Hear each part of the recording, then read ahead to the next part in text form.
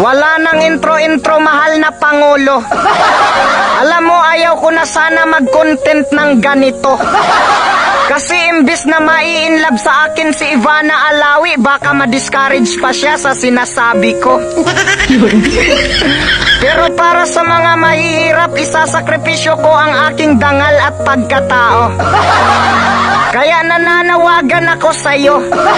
Ano na ang nangyari sa bigas? Bakit sobrang taas ng presyo? Yung dating tig-1.8 ang sako, ngayon umabot na sa 3,000. Nasaan na ang bigas na tig-20? Bakit umabot na to sa tig-60?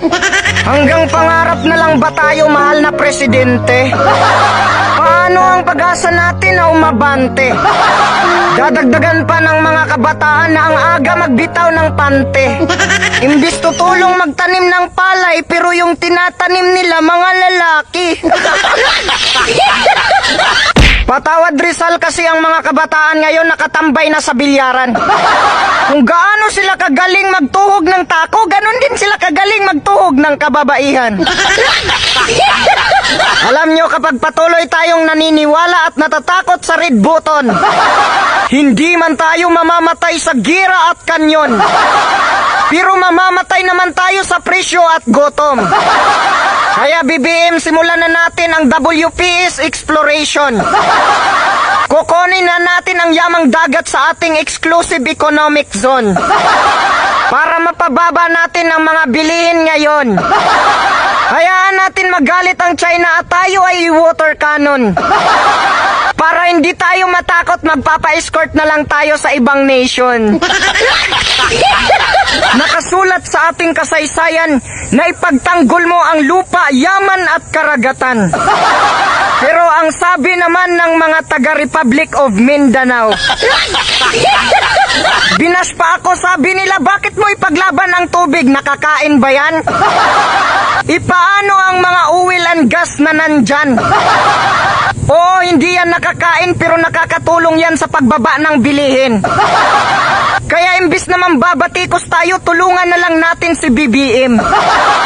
Ang ating bayan ay biniyayaan ng yaman, ngunit hindi natin kayang pangalagaan. Inalipin tayo noon ng ilang daang taon sa sarili nating bayan dito sa ating lupang sinilangan. At ang ating mga yaman tulad ng ginto, sila ang nakinabang. Ang kanilang bansa ay naging makapangyarihan dahil sa ating kayamanan. At tayo ay papayag na api-apihin na lamang. Noon pa man ay inagawan na tayo ng yaman, pati ba naman sa West Philippine Sea, hindi nyo kami tutulungan na ipaglaban. Tama ang sinabi ni Nera Luna, na mas madali pang pagkaisahin ng langit at lupa kaysa sa mga Pilipino na magkaiba ang paninindigan. Sinasabi ng iba, ayaw namin ng kaguluhan. Maging kami ay isinusuka namin ang digmaan. Pero hindi rin natin pabayaan ang ating bayan. Kahit mag-away-away pa tayo dito, alam naman natin kung ano ang papupuntahan. Dalawa lang naman ang ating pagpipilian. Ang hayaang agawin ang ating kayamanan o ang mamatay para sa inang bayan. Siguro naman alam nyo na ang kasagutan. Sabi ng iba, bakit hindi na lang yan pag-usapan? Nakikipag-usap na tayo. Water cannon nga lang ang sagot ng mga kalaban. Katulad ni Dr. Jose Rizal, bigo siya sa usaping pangkapayapaan. Kasi hindi naman nakikinig ang mga dayuhan. Ngunit ang laki ng ambag niya para palakasin ang himagsikan. Kaya wala tayong rason para sisihin ang ating mga kababayan. Kung magagalit sila sa China, huwag nyo silang pigilan. Hayaan nyong ilabas ang kanilang nararamdaman. Pinapalakas lang nila ang kanilang kalooban. Yan na nga lang ang magagawa natin, ang magalit tapos inyo pang pipigilan. Simple lang silang mga mamamayan.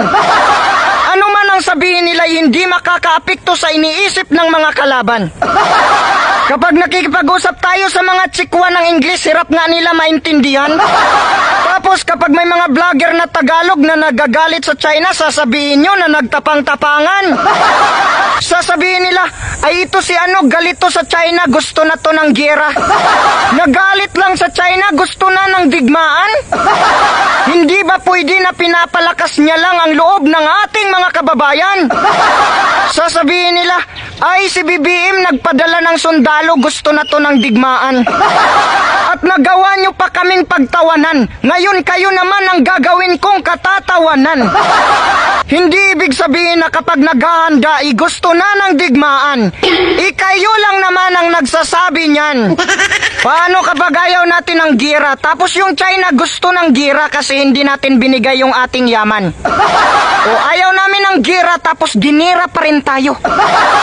Ano sasabihin natin kapag ginira tayo? Oh, China! Ayaw namin ng gira. Mga gonggong, sino ngayon ang nakakatawa? Sino ngayon ang mas nakakatawa? Kami o kayo? Kayong mga vlogger sa Republic of Mindanao, ha? Nanggigigil ako sa inyo. Nawawala ako sa pagkamakata dahil sa sobrang gigil ko sa inyo. Nang ina nyo. Itong iba nagpapaniwala sa mga chikwa. Habang nakikipagkaibigan, tinitira sila ng patalikod. Hindi nyo alam na pati Pag-asa Islands ay inaangkin na nila. Mga kapatid, bago ko tatapusin ang aking makata, sabay-sabay tayo. Ang bayan ko'y aking iniibig, sa mga dayuhan ay di magpapalupig. Ika'y api noon magpahangga ngayon, kaya't nahihirapan kang bumangon. Kung pangarap lang ang umasa sa tunay na pag-ahon, mangangarap tayo habang may panahon. Kung mapanganib ang ating nilalayon, ang buhay ko'y handa kong isosoong. Kahit ikapahamak ko pa ang hindi pagsangayon, maglalaho din tayo pagdating ng panahon, at ang kadakilaan ang iiwan nating baon.